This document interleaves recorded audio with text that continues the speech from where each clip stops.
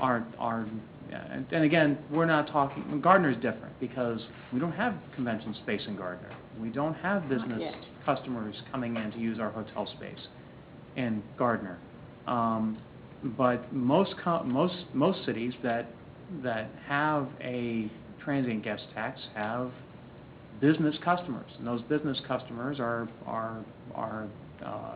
typically on some sort of a expense account, and they don't really see the tax. They don't see that bite. We don't have any kind of foundation for that kind of business right now. I think that until we have that kind of foundation, I think that there's a need to be able to fund economic development so that we can build that kind of foundation. I mean, maybe I'm wrong on that. I'm thinking that a majority of the council would agree with me on this. So, I mean, I'd love to hear some comments from some other individuals on that. And I actually brought this to Cheryl's attention, thought this was something to consider, because one of the things that we've brought up in discussion time and time again are finding and uncovering alternative funding mechanisms, and that's what a transient guest tax is essentially. I asked that we look at this and rate it because if you look at the state of Kansas, you'll find that the guest transient tax isn't reserved for large cities and large communities. This goes down to I don't have the list, I didn't bring that with me this evening, but the small towns with that. But the glaring example that you find in that list is it also talks about the units that are available, and Gardner has one of these at this point. And the reason I wanted to bring this to the attention now is that one is going to change, and I think it's going to change quickly. We won't be waiting long for the next hotel to come in because of the amount of workers that are going to need places to stay that are happening just to the edge of the city on the outside of the limits. They'll want to be closer to Gardner, which will lead them closer to the highway. We've not changed the competitive advantage with that. They aren't going to relocate here or there because of that transient guest tax, but it also gives us the advantage of not trying to change the rules once they're here. Now we've established what that is going to be, so they understand initially during their planning phases what the city of Gardner is going to be in that partnership. And again, it comes back to alternate funding mechanisms, and this is one that's loan paying to the citizens, which I think is most important, but also doesn't put us at a competitive disadvantage when those new hotels come in, because you can look at the cities that we're closest to right now. Some are higher, some are lower, but the number of rooms available are so much higher so they can maintain that in a different way. So that's why I brought it to the attention of staff. I thank them for bringing it forward, and I don't think actually there's a negative in this piece of it. Victoria? No, I like the 8%. I was talking with Cheryl, and I don't think I've ever stayed somewhere and thought, oh, I'm not going to stay this place because of this percent of the tax. I mean, most people just pay it. They don't even realize, I mean, they realize it, but that's just part of staying in a hotel. I don't think that's going to decrease our advantage of getting another hotel in town, so I'm in favor of it. Any other questions or comments? I mean, you don't think a new hotel would love to come to a place where the prices could be 8% lower?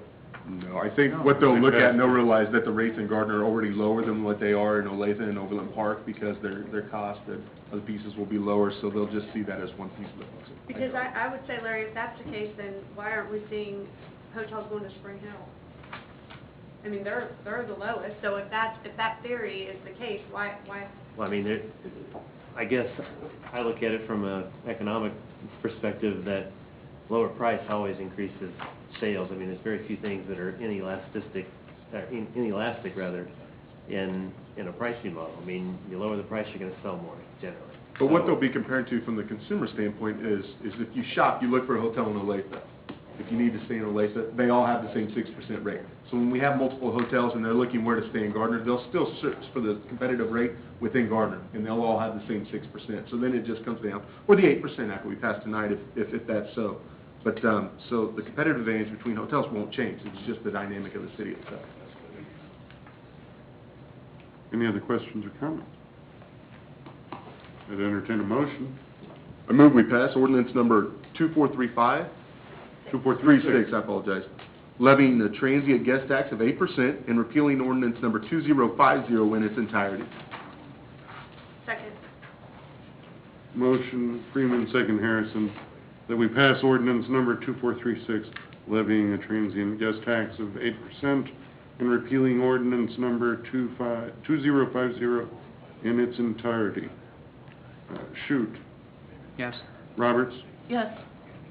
Harrison, Yes. Bodovich, No. Freeman. Yes. Ordinance number 2436 passes. Laura, thank you. Looking good in your royal blue. That's right. Powder blue glow. Old school, yes. New business item number 7, consider authorizing the city administrator to execute a consulting services contract with Houseil Levine Associates LLC to complete a comprehensive plan update. Mike Hall, good evening. Good evening. I'm pleased to present to you this proposal to enter into a contract or grant or direct the city administrator to execute a contract with Houseil Levine Associates for consulting services to complete a comprehensive plan update. Dan Gardner, who is, that is his real name, Dan Gardner, he is a principal with the firm, and he is here tonight representing Houseil Levine Associates, and he can perhaps answer specific questions you might have. With that, I'll get started. Next, please. I guess I have the controls here. I can do that. So, Gardner's comprehensive plan is the community development plan, and it was last updated in March 2008. March 2008 means that a lot of the work, a lot of the information that went into it, a lot of the effort really happened in 2007. And we all know that a lot's changed since March 2008. The need for a comprehensive plan update. I mentioned the many changes that have occurred.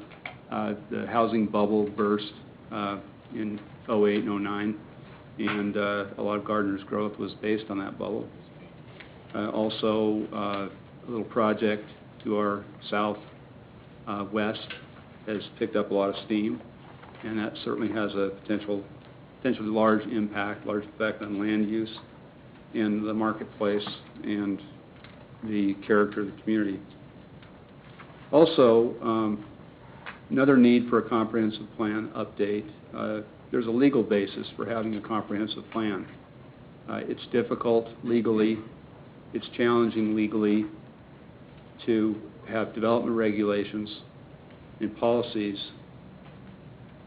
without having a comprehensive plan, a long-range plan to back that up, provide some vision for the community, direction for the community.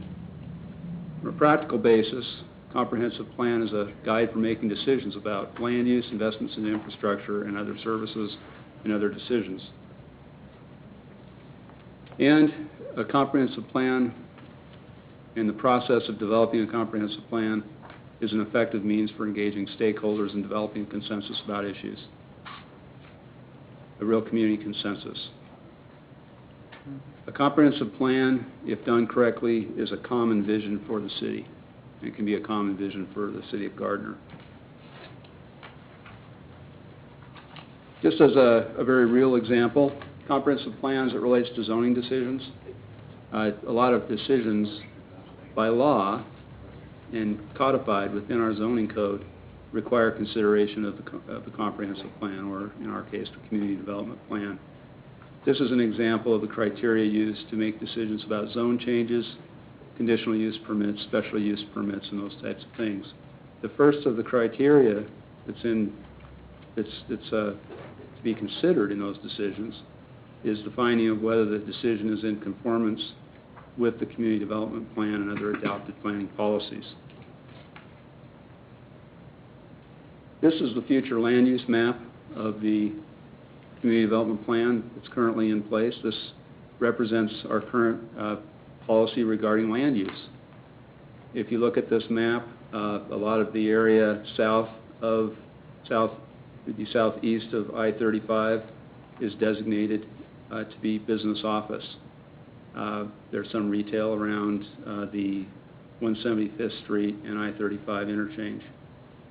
If you look at the area, I don't have the ability to point to the screen, but if you look at the area where the intermodal is located, and I think you know where that is, it's kind of a diagonal shaped piece. That yellow area, that represents urban residential. So this Based on the city's current community development